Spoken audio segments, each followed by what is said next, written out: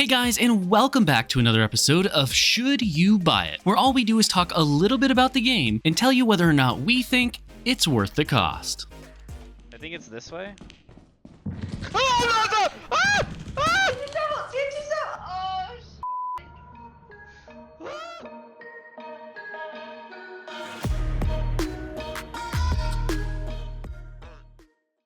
In this episode, we'll be playing Lethal Company, and yes, this is the game that's been blowing up on the internet.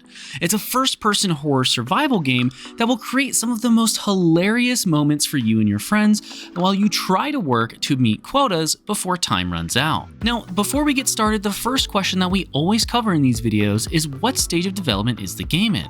And in this case, in Lethal Company, it is currently in early access and available on PC for $10. Now, if you guys want to save money on games, you should check out Humble Bundle in the description below. Humble Bundle will not only help to give you a discount on games sometimes, but will also help charity and support this channel. Everything you purchase on Humble Bundle will go towards helping a charity, helping our channel, and giving you some kind of a discount if there's a discount running on that game, which they have tons of discounts that Steam does not all the time. And again, if you want to save money, just check out Humble Bundle down below by clicking the link. Now, what exactly is Lethal Company though? Well, Lethal Company is a game about working for some kind of a shipping company who has asked you to deliver scrap to their headquarters.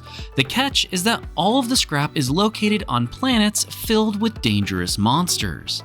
The game itself has no true tutorial and pretty much just drops you into the world with nothing but a clipboard full of some very basic instructions and a couple of screens telling you that you need to meet a quota within a certain amount of time. This starts out at around $130, but will quickly go up as you progress through the game. You also have a time limit of only 3 in-game days to reach this quota and deliver the scrap to headquarters. Otherwise, well, let's just say you don't want to find out.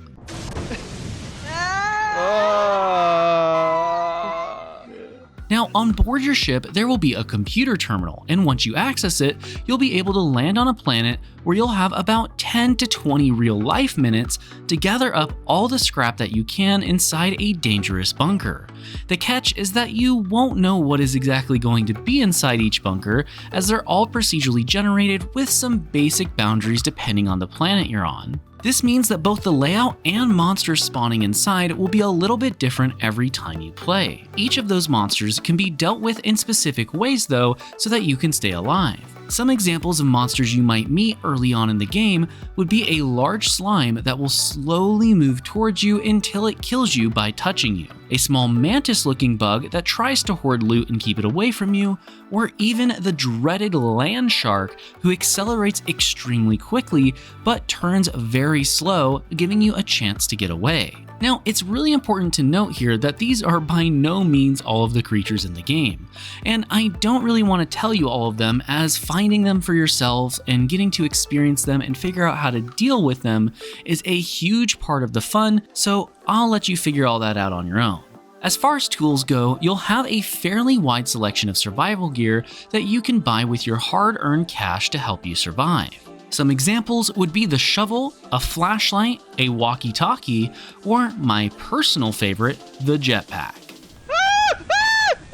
Teleport me! I'm scared! Now, there is also an assortment of ship upgrades for you to purchase, such as a foghorn or a teleporter to help you and your friends survive on the planet. Now, there really is a whole lot more to this game, but I don't want to spoil it all for you, as finding it all out for yourself is just such a huge part of the fun. So, with that being said, let's move to the pros and cons section of the video. First up for the pros is that the game has this way of just making memories when you play it with your friends. There is just something about you dying and your friends having no clue, or hearing screams from a distant room where someone is being muffled or strangled to death by some other creature, that really just helps to sell this game. It makes it so much fun, and you will be laughing, crying, and enjoying it every step of the way. My kind of shower. Next is that the game is incredibly simple to learn, but also has enough depth to it to keep the long-term players interested for upwards of probably 100+ hours. After that is that this game easily has the best in-game microphone system I have ever seen. It's hard not to spoil some things here for you, so I'm just gonna let you listen to some of the in-game audio to get a feel for what I'm talking about. I guess. Oh,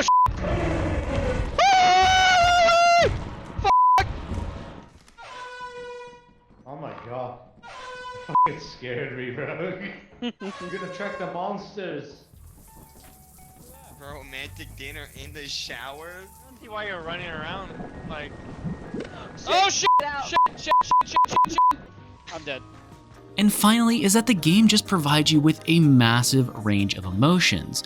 So whether it's running in fear from some monster chasing you down, or it's making friends along the way and laughing so hard to the point where you cry, this game will definitely help to provide you with emotions that you never thought you would experience in a video game whatsoever. Alrighty, now let's move over to the cons section of the video, and this first one is that the graphics aren't exactly great. Now, this is forgivable as the game is made by one single developer, and he's doing his absolute best, and the gameplay is excellent. I can personally forgive this, but if graphics are a big deal to you, that might be a deal breaker, so this game just might not work out if you really need high-end graphics. And lastly, for the cons is just that the game can become relatively easy and mundane once you start to learn the best strategies. Some of these strategies are also somewhat buggy related and will probably be fixed in the future, but after a while you will discover all the creatures, you'll figure out how to deal with all of them, and you'll know the base premise of each planet and kind of how to play all of them. For an example, on one planet you may get a lot of turrets, while on another you might have really high-end monsters that spawn.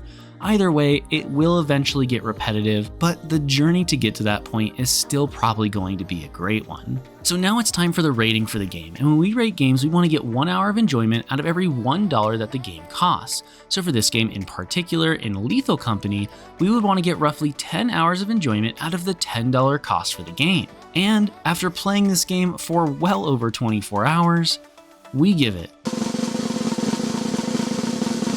9 out of 10 potatoes. Yeah, I mean, to be honest with you guys, this game was easily one of the best games I've played this year, and for such a low price tag of only $10, you really can't beat the amount of fun and playtime you're probably going to get out of it. And just to put this in perspective for everybody, I absolutely hate horror games, but this game was still incredibly fun for me, and I plan to keep coming back to it as they add more content. So, even though it does have some bad graphics and there are still some bugs, I think they're forgivable, and for those reasons, I feel that Lethal Company is without a doubt worth the cost. Before you guys go, I do want to give you a quick thank you for watching the video. Like it if you liked it, dislike if you didn't, and share if you've got some friends that might be interested. Either way, I want to give a big shout out to our Platinum and Above channel members, which currently include Jonathan S. and AZ Blackbird. Thank you all so much for watching once again. I'm Game Advisor, and I'll see you in the next one.